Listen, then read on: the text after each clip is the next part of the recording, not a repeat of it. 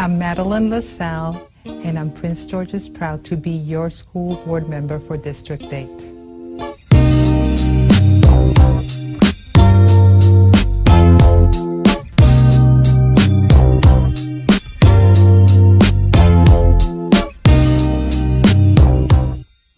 Well, it had a lot to do with why I became an educator. It wasn't easy. Every time that you became adjusted to a school, I had to then change and go and meet new people, new teachers who didn't know me, who didn't understand that I wanted to do well.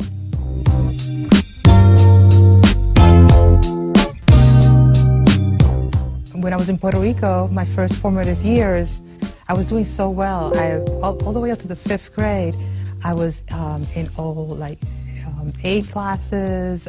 In Puerto Rico, they had a system where the smartest kids were in the first classroom, so that the A classroom, and I always pride myself to being in that A classroom.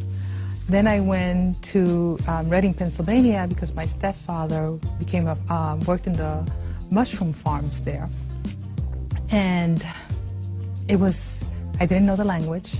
So Spanish is my first language, and it took me a while to learn English, and all of a sudden I didn't feel as smart or as accepted as other students.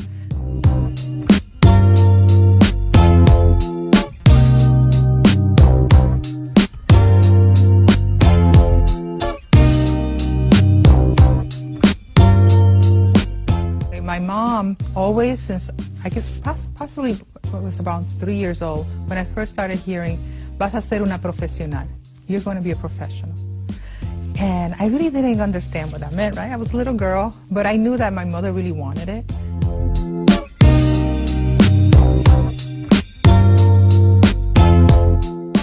It was a very special time, spending with my mom. And my mom would read the books to me, or so I thought. And then when I was about 8 years old, I realized that my mother was holding the book backwards, and then it was like an aha moment. I was like, oh.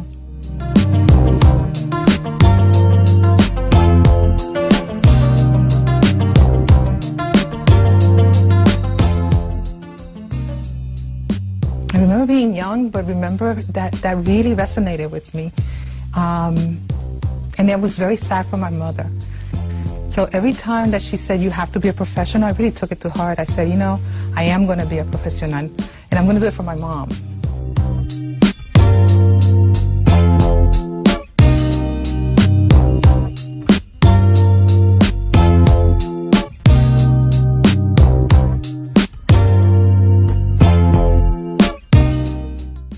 I studied sociology and Black and Puerto Rican studies. And then I went on to get a master's in clinical social work from the Hunter School of Social Work. That's another interesting piece of who I am. The reason why I chose to become a social worker was because I would go with my mother to public assistance offices. And those were the only professionals that I really had access to. So that became very important for me, that as I became a professional myself, that I would show others that there's a lot of ways to become a professional. I loved being a social worker, but I just wonder if I would have had access to other role models, what else I could have been.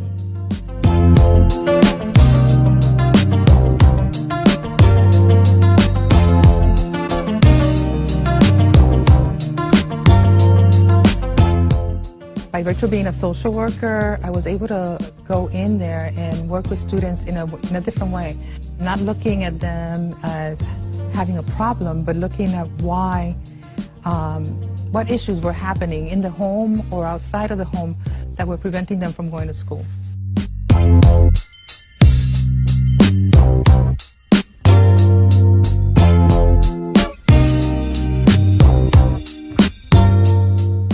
Been a resident in Prince George's County for over 15 years. Now I have the opportunity to serve, and I want to be able to bring that type of attention to students. I want to be able to share with parents and students that they can also do it, and that they have the access to different opportunities that can get them to success.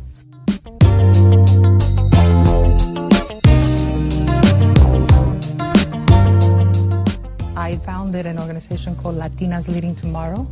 And Latinas Leading Tomorrow is exactly the program that I wish I'd had when I was growing up. It provides our young girls with opportunities to engage in leadership opportunities, in community service, and guides them through academic processes so that they can get to college. But it also provides them with access to professional Latinas from the DMV area.